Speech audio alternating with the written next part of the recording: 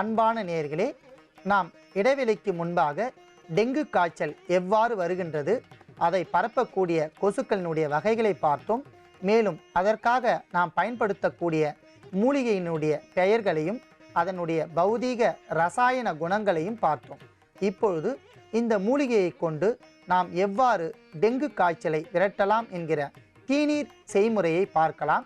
அதற்காக முதலில் 100 மில்லி அளவிற்கு நீரை நன்றாக காய்ச்ச வேண்டும்.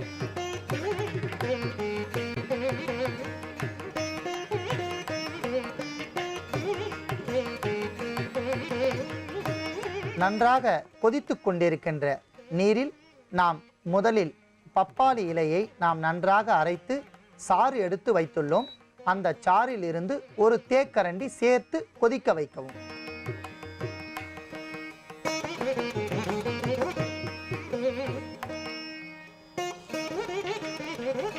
நிலவேம்பு 1/4 டீஸ்பூன்,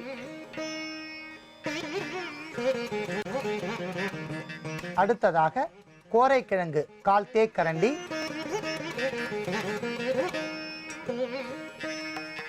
தேய்ப்புடல் என்கிற மூலிகை 1/4 தேக்கரண்டி அல்லது ஒரு பிடி அளவு,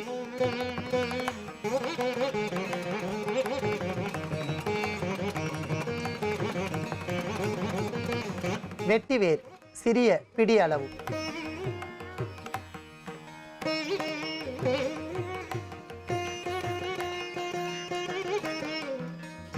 மிளகு 1/4 தேக்கரண்டி, சந்தனத்தூள் சிறிய அளவு சேர்த்துக்கொள்ள வேண்டும். இறுதியாக நாம் தூய்மை செய்து எடுத்துக்கொண்ட சுக்கு துண்டு ஒரு துண்டு சேர்த்தால் போதுமானது.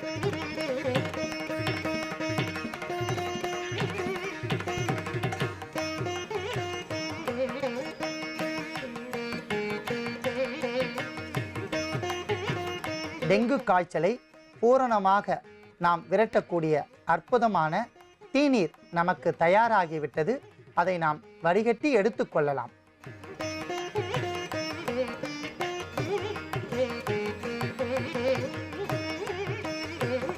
நம் மக்கள் பல்வேறு வகையான நேயர்கள் குறிப்பாக 100 மில்லி அளவிற்கு தண்ணீர் என்றால் 50 மில்லி அளவிற்கு நன்றாக பாதியாக சுண்டும் வரை கொதிக்க வேண்டும். அல்லது 200 மில்லி தேவைப்படுகின்றவர்கள் நன்றாக கொதிக்க வைத்து 100 மில்லி அளவிற்கு சுண்ட காய்ச்சி எடுக்க வேண்டும். ஏனென்றால் அப்பொழுதுதான் நாம் சேர்த்த ஒவ்வொரு வகையான மூலிகையிலும் படிப்படியாக நீரினுள் நன்றாக கொதித்து அதனுடைய மூலிகை ரசாயனத்தன்மையை பூரணமாக நீரில் இறக்கிவிட்டிருக்கும். ஆகையால் அவசரப்பட்டு உடனடியாக நாம் எடுத்துக்கொள்ளக்கூடாது. நன்றாக கொதித்த பின்பு குறிப்பாக பாதியாக ஆகும் வரை அதை நாம் நேரம் கொண்டு எடுக்க வேண்டும்.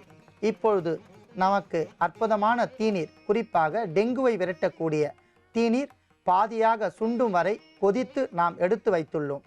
இந்த தீநீரை டெங்கு விஷக்காய்ச்சல் கண்டவர்கள் சுமாராக காலை வேளையில் உணவிற்கு முன்பாக 20 மில்லி, நண்பகல் வேளையில் 15 மில்லி, மாலை வேளையில் 10 மில்லி, படிப்படியாக 5 மில்லி 5 மில்லி குறைத்து கொண்டே நாள் ஒன்றிற்கு 3 வேளை 3 முதல் 4 நாட்கள் தொடர்ந்து அவர்கள் குடித்து வந்தால் படிப்படியாக டெங்குவினால் ஏற்பட்ட விஷக்காய்ச்சல் பூரணமாக தணிந்துவிடும்.